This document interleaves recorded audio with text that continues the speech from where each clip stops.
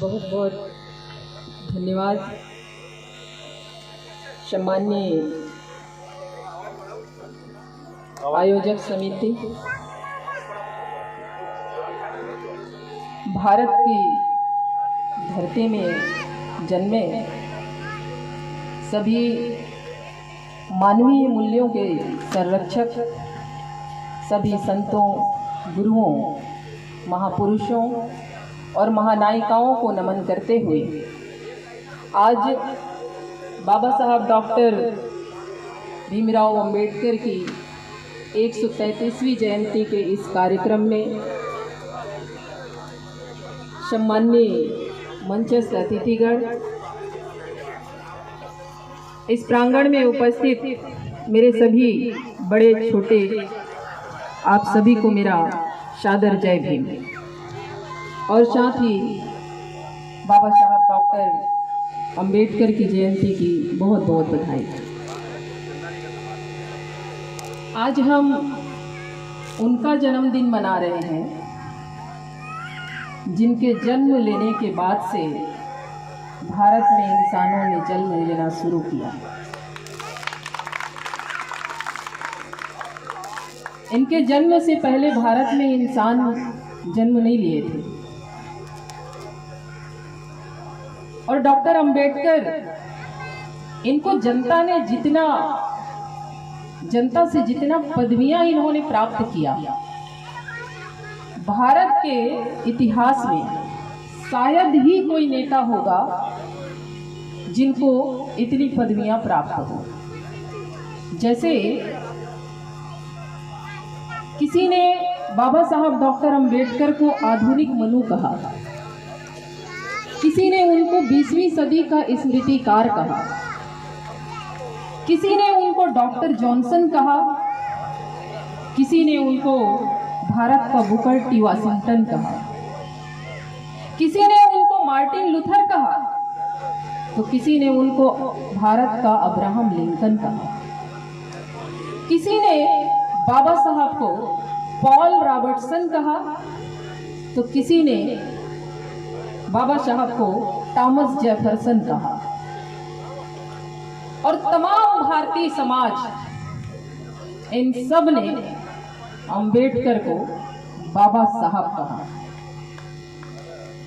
इतनी पदवियां भारत के इतिहास में और किसी नेता के लिए आप नहीं सुनेंगे।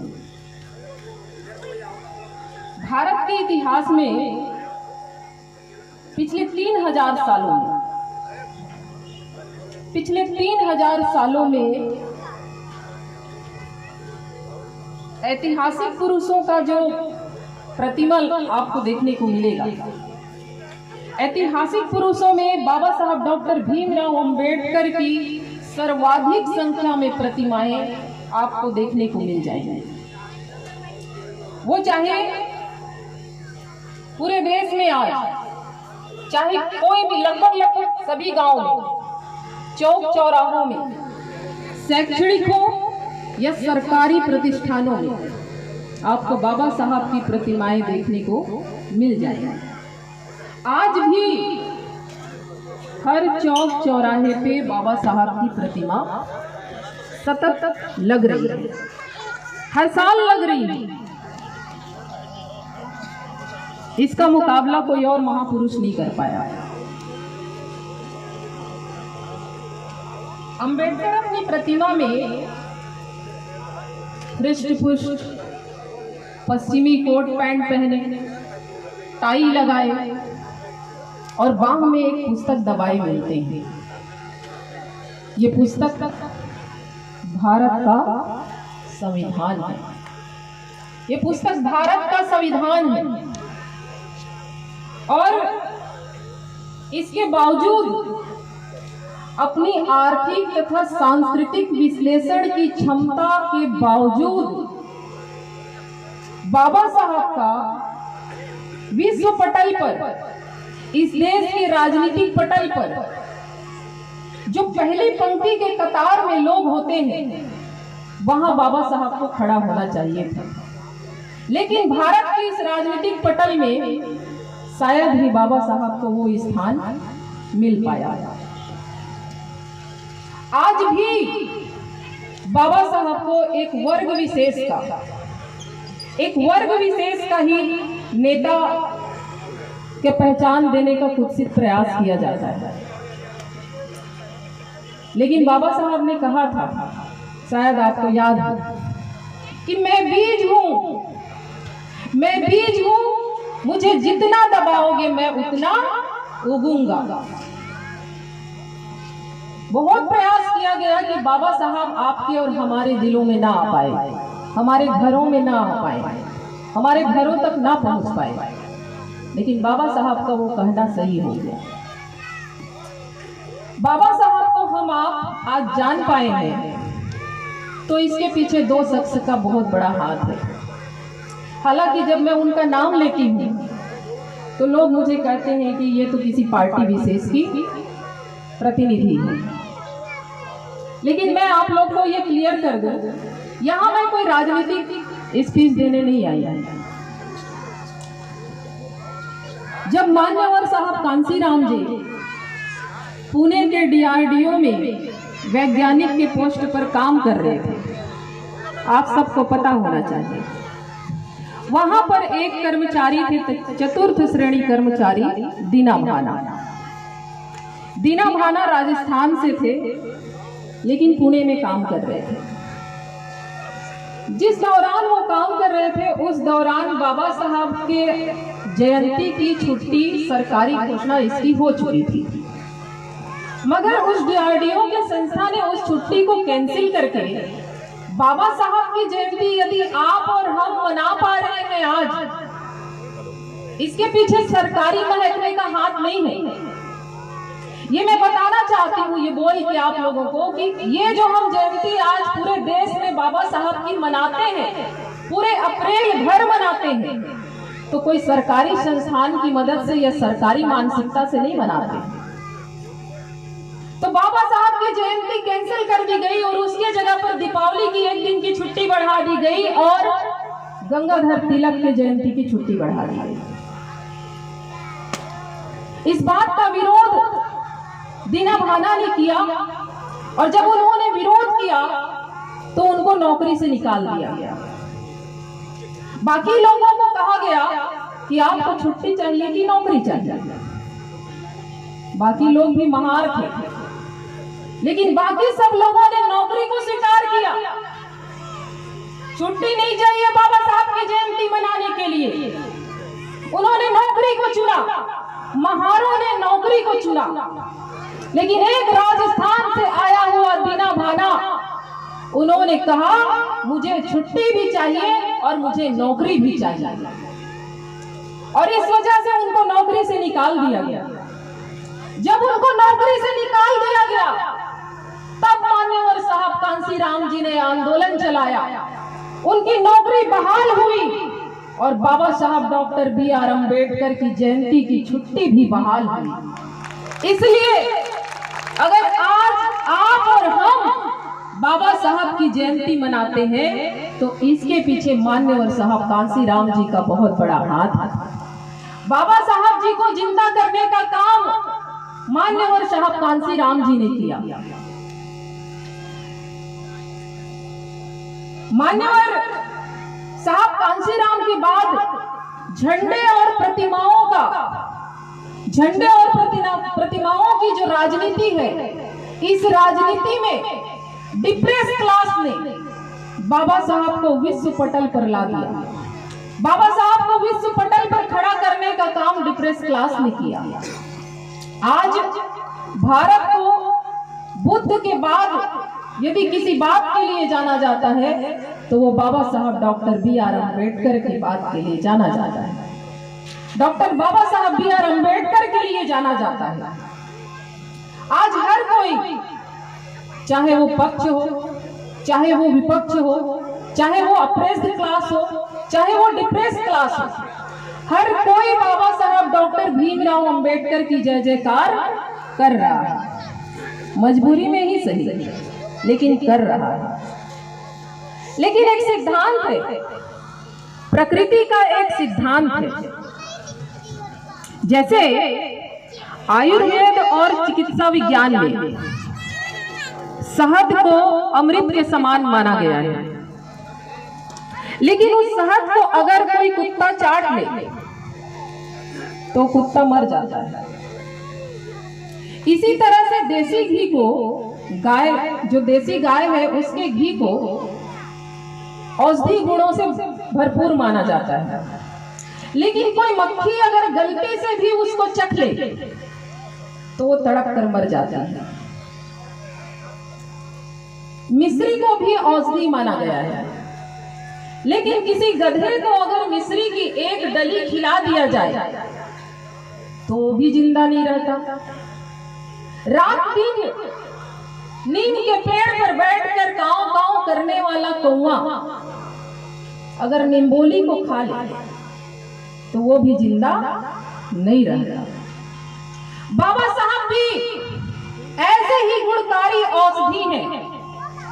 बाबा साहब भी ऐसे ही गुणकारी औषधि हैं जिनको घोटालेबाज, जिसको दंगाई, जिसको भ्रष्टाचारी, देशद्रोही, भेदभाव, छुआछूत, ऊंच नीच, अस्पृश्यता, गैर बराबरी की मानसिकता रखने वाले लोग हजम नहीं कर पाते।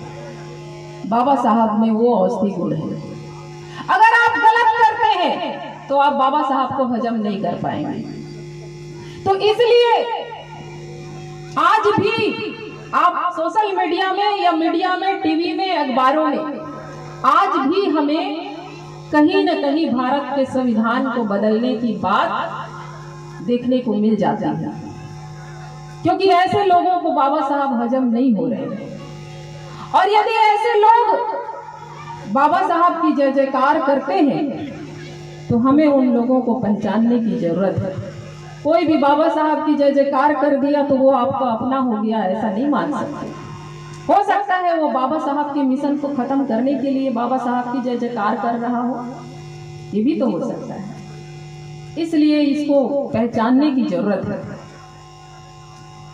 साथियों, बाबा साहब के हाथ में संविधान की प्रति इस बात का प्रतीक है कि बाबा साहब किसी एक वर्ग विशेष के, केवल दबे कुचले जातियों के ही नेता नहीं थे, बल्कि बाबा साहब एक राष्ट्रीय नेता थे। बाबा साहब का राष्ट्रवाद उनके हर काम से झलकता है, हर काम से झलकता है।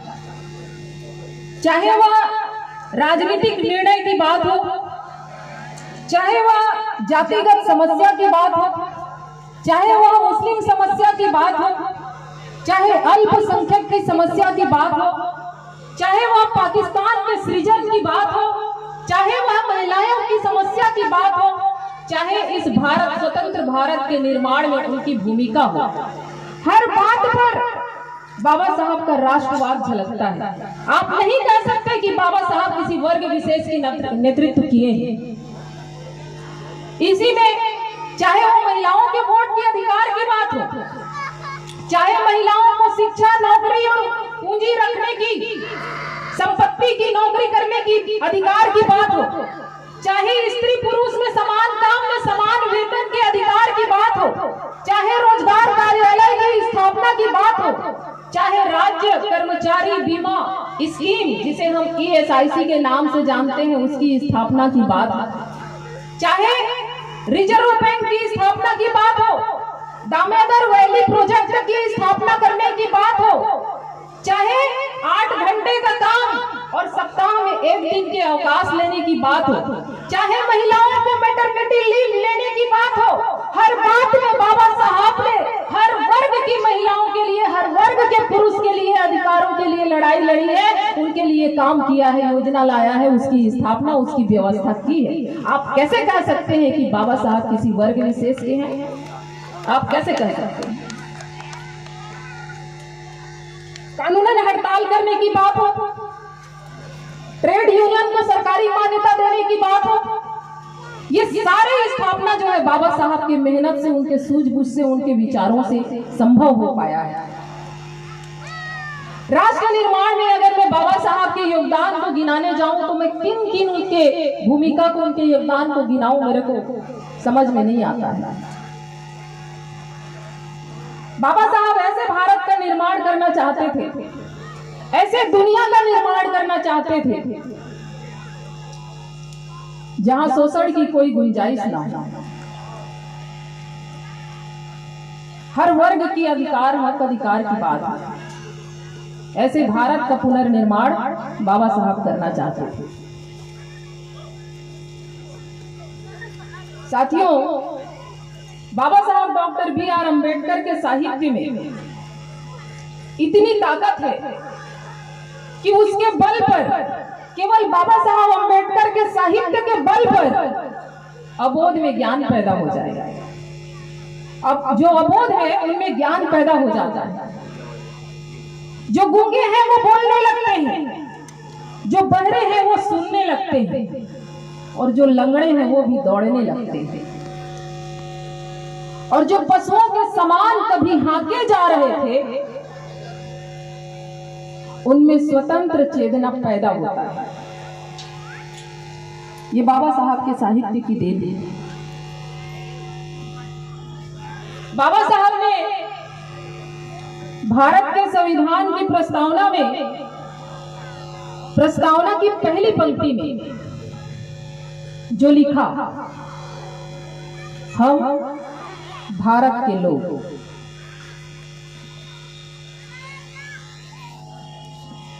ध्यान दीजिए, भारत के संविधान की जो आत्मा है, भारत देश के निर्माण का जो नींव है, वो भारतीय संविधान का प्रियम्बल है, प्रस्तावना है। उस प्रस्तावना की पहली पंक्ति में बाबा साहब लिखते हैं, हम भारत के लोग। मैं आप लोगों से पूछना चाहती हूँ, हमें अपने चारों तरफ आप नजर घुमा लीजिए, अभी भी कहीं कोई भारत के लोग नजर आते हैं?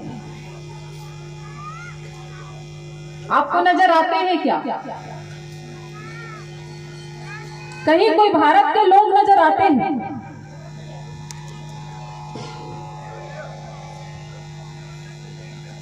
मैं जब देखती हूं तो मेरे दृष्टिकोण में मेरे चारों तरफ कहीं भी मुझे भारत के लोग नजर नहीं आते। हमें हिंदू धर्म के लोग नजर आते हैं, हमें मुस्लिम धर्म के लोग नजर आते हैं, हमें ईसाई धर्म के लोग नजर आते हैं, हमें शेड्यूल कास्ट के लोग नजर आते हैं, महार नजर आते हैं, हमें ओबीसी अदर बैकवर्ड क्लास के लोग नजर आते हैं। भारत के लोग कहीं नजर नहीं आते। बाबा साहब के सोच में ऐसी भारत नहीं थी, इसलिए उन्होंने लिखा, हम भारत के लोग। हमें ये नजर क्यों नहीं आता? क्यों? क्योंकि हमें शिक्षा ही वैसी दी जा रही है। सभ्यता को निर्मित करती है शिक्षा।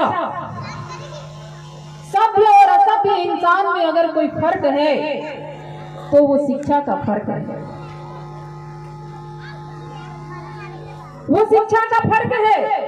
आज अगर सभ्यता बीमार है, आज अगर सभ्यता बीमार है तो इसका मतलब है कहीं ना कहीं हमें जो शिक्षा दी जा रही है वो भी बीमार है। वो बीमार है क्योंकि इसी शिक्षा से गुजरकर जो दिख रहा है हमें ऐसे आदमी पैदा होते हैं। हजारों वर्ष तक नारी को शिक्षा नहीं मिलने दी। क्यों? क्योंकि शिक्षा व्यक्तित्व को जन्म देती है। नारी को शिक्षा से वंचित रखा, हजारों साल तक रखा, क्योंकि नारी को जब शिक्षा मिलेगा तो विचार पैदा होंगे, नारी के अंदर विचार पैदा होंगे। विचार विद्रोह लाते हैं और विद्रोह व्यक्तित्व लाता है। विद्रोह ही व्यक्तित्व लाता है। अगर हम हर बात में, हर गलत बात में, हर अन्याय में, हर अत्याचार में सरकार के या संस्था के किसी भी जिस शासन प्रशासन में है उसके हाँ में हाँ मिलाएं तो हमारा व्यक्तित्व तो मरा हुआ व्यक्तित्व है। क्या व्यक्तित्व है हमारा? तो विद्रोह ही व्यक्तित्व लाता है। भेड़ बनना हो बड़ी सरल बात है। इंसान बनना उतना ही कठिन बात है। सारी शिक्षा यही कोशिश कर रही है कि भेड़ बन जाओ।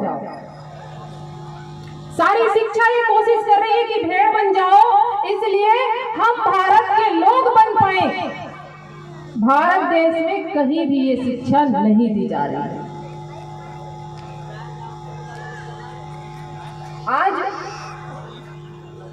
पढ़ा लिखा आदमी जिन किताबों को पढ़ लिख कर अपने आप को शिक्षित मानता है, जिन किताबों को पढ़ लिख के शिक्षित बनता है, उन्हीं किताबों को शर्मिंदा करता है।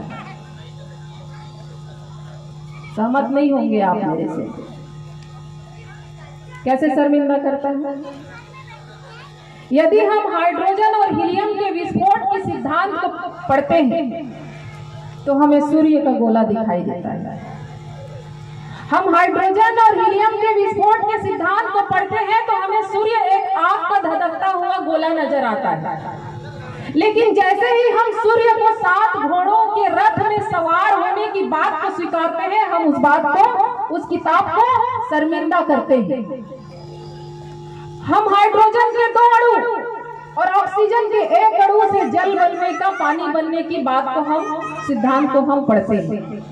लेकिन जैसे ही हम उसको जल देवता होने की बात को स्वीकारते हैं, हम उस किताब को शर्मिंदा करते हैं जिसको पढ़ के हम शिक्षित बनते हैं। हम चंद्रमा पर मंगलयान भेजने के सिद्धांत को पढ़ते हैं, लेकिन जैसे ही उस चंद्रमा को किसी के जटा में निवास करने की बात को हम स्वीकारते हैं, हम उस किताब को शर्मिंदा करते हैं। तो पढ़ा लिखा आदमी जिस किताब को पढ़ के शिक्षित समझता है, वो उन्हीं किताबों को शर्मिंदा करता है। इसलिए बाबा साहब के सबसे पहले चिंतन में था शिक्षा। सबसे पहला चिंतन था शिक्षा। शिक्षित लोग, शिक्षित कर्मचारी और शिक्षित नेता, जो हम नहीं बन पाए। हम शिक्षित लोग नहीं बन पाए क्योंकि हम आडंबर, ढकोसलों, अंधविश्वास, पाखंडों से बाहर नहीं निकल पाए। हम शिक्षित नहीं बन पाए क्योंकि हम में सही को सही और गलत को गलत कहने की क्षमता नहीं आ पाई। हम शिक्षित लोग नहीं बन पाए। हम शिक्षित कर्मचारी नहीं बन पाए क्योंकि बाबा साहब ने कहा था कि जब आप नौकरी में आते हो पढ़ लिख कर, तो आप जिन समाज का प्रतिनिधित्व करते हो, जिस समाज से आप आते हो, उस समाज के विकास के लिए, उसके उत्थान के लिए आप अपना समय दोगे, अपना हुनर दोगे, अपना पैसा दोगे। हम शिक्षित कर्मचारी नहीं बन पाए। बाबा साहब के चिंतन में था शिक्षित नेता, जिसे हम वोट से चुन के सदन में भेजते हैं, तो वो जिस समाज का प्रतिनिधित्व करने सदन में जाता है, उस समाज के हक अधिकार की बात को सदन में लाने का काम करे। आज के नेता नहीं करते हैं। हम शिक्षित नेता नहीं बन पाए। हम बाबा साहब के उस चिंतन पर खरा नहीं उतर पाए। आज भी बाबा साहब ने शिक्षा के बाद कहा संघर्ष करो। शिक्षा के बाद नहीं कहा कि संगठित हो, शिक्षित बनो, संगठित रहो, संघर्ष करो। नहीं, बाबा साहब ने कहा शिक्षित बनो, संघर्ष करो और संगठित रहो। क्योंकि जब आप शिक्षित होते हो तो गलत के खिलाफ आपके अंदर आग लगती है। संघर्ष यहीं से पैदा हो जाता है। बाबा साहब जब शिक्षित बने तो उन्होंने अकेले संघर्ष किया। उनके संघर्ष को देखकर लोग उनसे जुड़े। उनके संघर्ष को देख करके लोग संगठित होना शुरू किए। समाज कभी भी संघर्ष के बिना संगठित नहीं होता है। आपको कोई एक थप्पड़ मारेगा तो आप संगठन बनाने जाओगे कि उसको जवाब दोगे? आप उससे संघर्ष करोगे कि पहले संगठन बनाने जाओगे? क्या करोगे? तो बाबा साहब ने कहा शिक्षित बनो, अपने लोगों के उत्थान के लिए संघर्ष करो, राष्ट्र के विकास के लिए संघर्ष करो और संगठित रहो, ताकि ये जो संघर्ष जो तुम कर रहे हो ये कभी कमजोर न होने पाए। ये बाबा साहब का कहना है। एक अकेले बाबा साहब ने शिक्षा के दम पर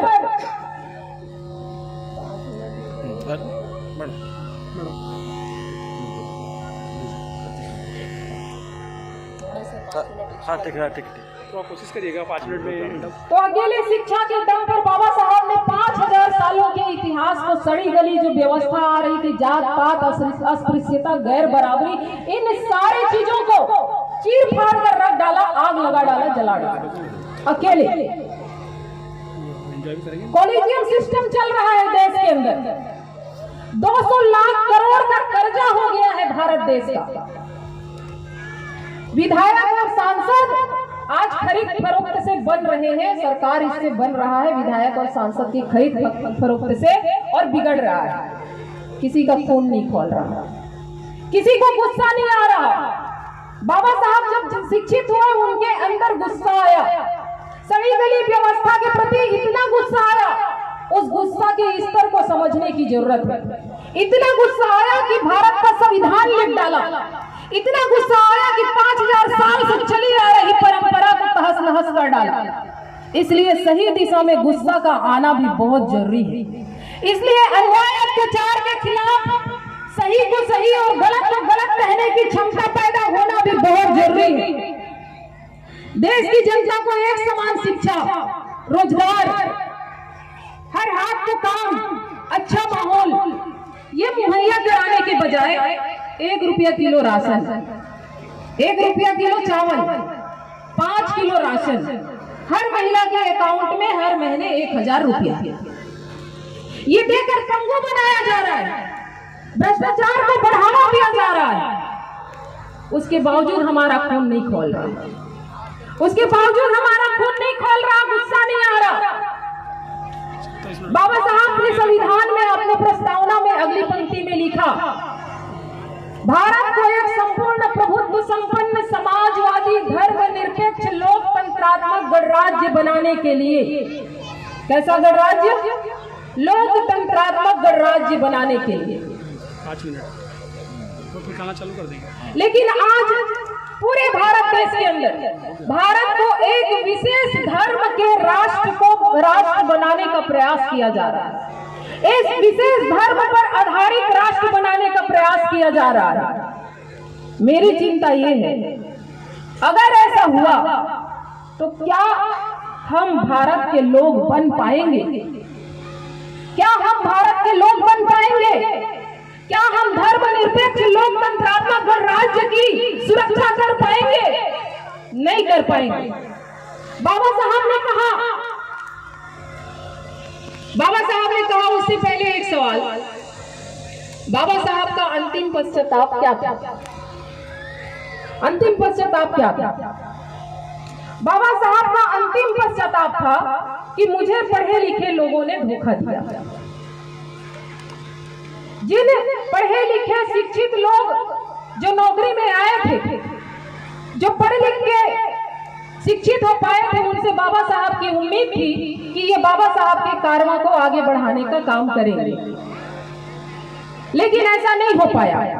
नौकरी में आने के बाद सब नौकरी चाकरी चमचगी और दलाली में लग गए।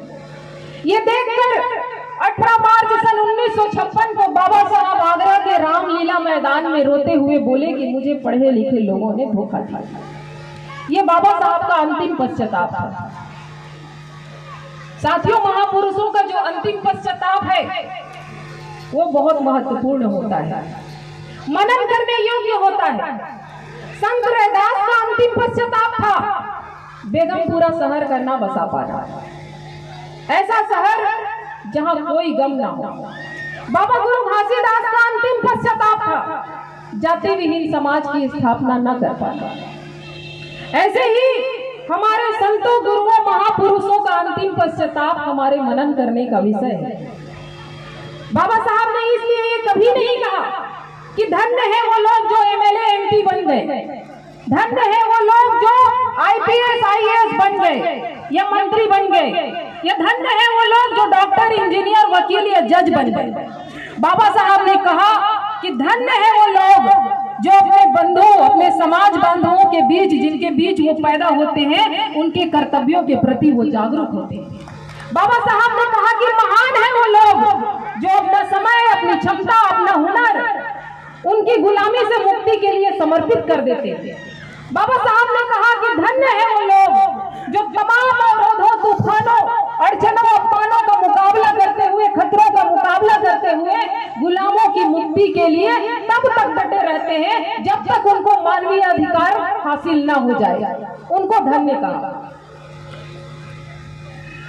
तो इसलिए जो सामाजिक, आर्थिक और राजनीतिक न्याय की लड़ाई है, जो प्रतिष्ठा और समता की, अवसर की समता की जो लड़ाई है, जो व्यक्ति की गरिमा को बनाए रखने की लड़ाई है, ये हम और आप सबको लड़ना पड़ेगा। समय बहुत कम है, मुझे अल्टीमेटम दिया जा चुका है, इसलिए बहुत फास्ट और तेजी से मैं बात को ले जा रही हूँ। 2 मिनट में मैं खत्म करूंगी।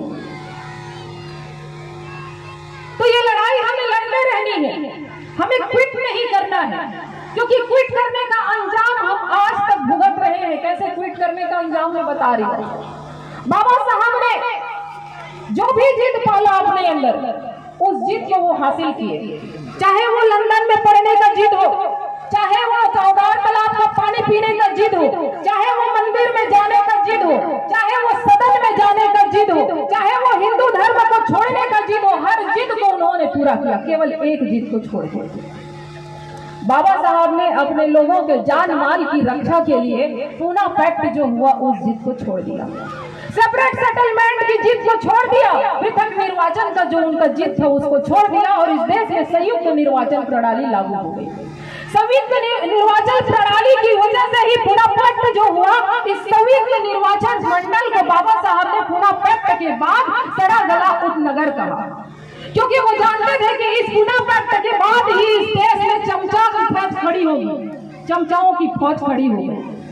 और इसलिए जो बाबा साहब ने क्विट किया, उसका दंश हम लोग आज तक झेल रहे हैं। इसलिए ये जो लड़ाई है, इसको हम लोगों को क्विट नहीं करना है। धीमी गति से ही सही, जो विचार परिवर्तन की लड़ाई है, जो वैचारिक क्रांति की लड़ाई है, महापुरुषों के आदर्शों की जो लड़ाई है, उसे हमें आगे लेके जाना पड़ेगा।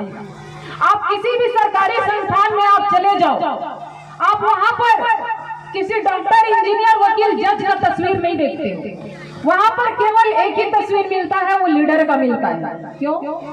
लीडर क्या करता है? लीडर त्याग करता है।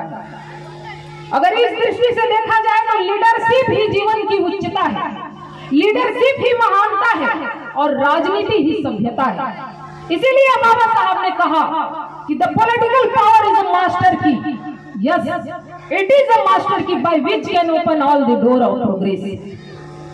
इसलिए राजनीति करिए मानवीय अधिकारों की रक्षा के लिए, अपने बुनियादी जरूरतों के लिए, अपने समुदाय के हक अधिकार को बचाए रखने के लिए हम सबको राजनीति आना बहुत जरूरी है। साथियों, दुनिया में सबसे महंगी जगह है शमशान घाट। मेरे लिहाज से जहां जीवन भर का ज्ञान और पूंजी से संपन्न, पूंजी के जो मालिक लोग हैं वो लोग रहते हैं, लेकिन इसका कोई महत्व है क्या? कितना भी अमीर आदमी शमशान घाट में अगर है तो इसका कोई महत्व है क्या? इसका कोई महत्व नहीं है, क्योंकि वो अपने ज्ञान को, अपने पूंजी को किसी को दे नहीं सकता, किसी को बांट नहीं सकता। हम और आप, इस बात को हम सबको आज चेक करने की जरूरत है। कहीं हमारा घर भी तो शमशान घाट में नहीं है, कहीं हमारा घर भी तो शमशान में नहीं है, जहां से हम समाज को कुछ दे नहीं सकते, जहां से हम समाज को बुद्धि, समय, हुनर, पैसा दे नहीं सकते, जहां से हम किसी के काम नहीं आ सकते। ये हमें चेक करने की जरूरत है, क्योंकि आज अगर हम अपने भविष्य, अपने भावी पीढ़ी को डिजाइन नहीं करेंगे तो कोई और आएगा और वो अपने तरीके से हमारे भविष्य को, हमारे भावी पीढ़ी को डिजाइन करने का काम जरूर करेगा। इसलिए हमें और आप सबको बाबा साहब के कारवां को समझने की जरूरत है। बाबा साहब को भगवान बना देने से, पूजा करने से बात खत्म नहीं होती है। बाबा साहब हमारे और आपकी तरह एक इंसान थे, उनको भी दर्द हुआ, उनको भी दर्द हुआ, उनके पैर में दर्द होता था। संविधान जब लिख रहे थे, एक पैर को ऐसे कपड़े से टांग करके संविधान लिखने का काम किए, बच्चे मरे, उसका दुख झेले, इतना दर्द को सहते हुए अगर हम सबके लिए बाबा साहब ने संविधान लिख के दिया, आजादी, स्वतंत्र भारत का निर्माण करके दिया, तो हमें उनको भगवान मान के केवल अपनी जिम्मेदारी को खत्म करने की जरूरत नहीं है। बाबा साहब के कारवां को सफल बनाना है, बाबा साहब के किए हुए बातों को, दिए हुए शिक्षा को अमल करना है, जिंदगी में उतारना है अपने समाज के काम आने लायक बनना है, इस राष्ट्र की सुरक्षा करने लायक बनना है। साथियों, समय नहीं है, इसलिए मैं इन सब बातों के साथ आप लोगों ने मुझे आमंत्रित किया, मुझे सुना, इसके लिए मैं आप सबको बहुत बहुत धन्यवाद करती हूँ। इन्हीं अपेक्षाओं और बातों के साथ कि आप समाज के, हम सब समाज के काम आएंगे, अपनी बात को यहीं पर विराम देती हूँ। आप सबको बहुत बहुत थैंक यू। जय भीम, जय संविधान। धन्यवाद मॅडम। ये थे अमृता मिलन मॅडम।